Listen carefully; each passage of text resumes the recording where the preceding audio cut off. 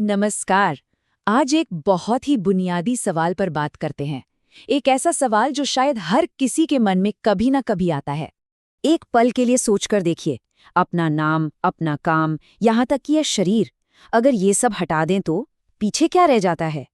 कौन है वो जो इन सबके परे है? बस यही सवाल हमें एक गहरी यात्रा पर ले जाता है।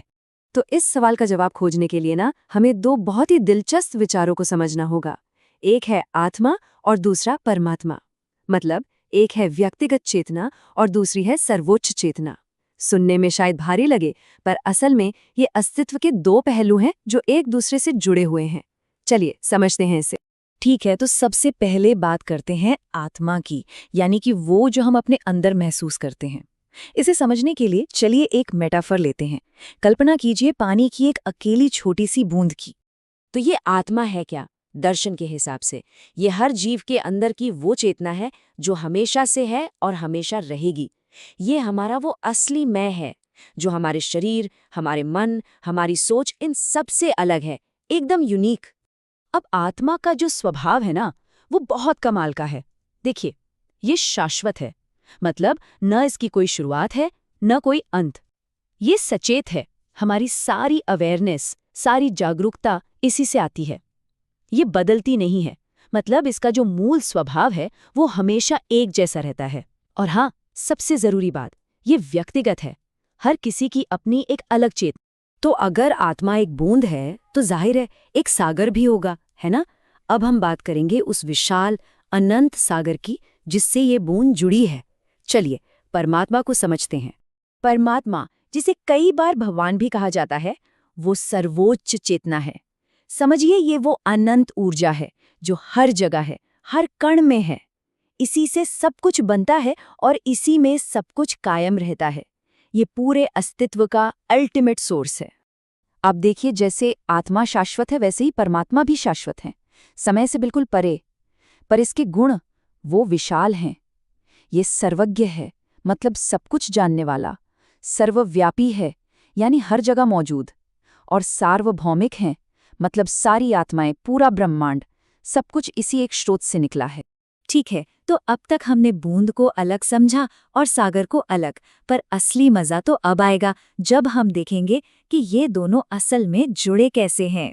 अक्सर एक सोच होती है कि आत्मा यानी बूंद परमात्मा यानी सागर जैसी है ना? एक छोटी सी कॉपी एक बड़े ओरिजिनल की तरह। पर बात इससे कहीं ज्यादा गहरी है। और वो गहरी बात ये है कि बूंद सागर जैसी नहीं है, बूंद ही सागर है। हाँ, रूप में, आकार में वो भले ही अलग दिखें, लेकिन उनका जो एसेंस है, जो मूल तत्व है, वो एक ही है। ये टेबल इस रिश्ते को बहुत अच्छे से समझाता है। देखिए, अगर पैमाने की बात करें तो आत्मा एक हिस्सा है, एक अंश, और परमात्मा संपूर्ण है। रूप में देखें तो आत्मा व्यक्तिक है और परमात्मा सार्वभौमिक यानी यूनिवर्सल।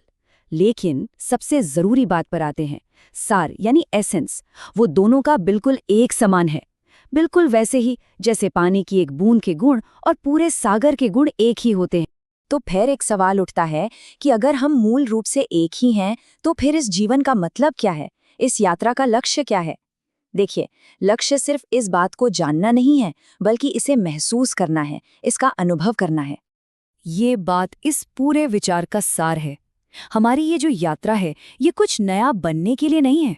ये तो बस अपने असली अनंत स्वभाव को पहचानने की, उसे याद करने की यात्रा है।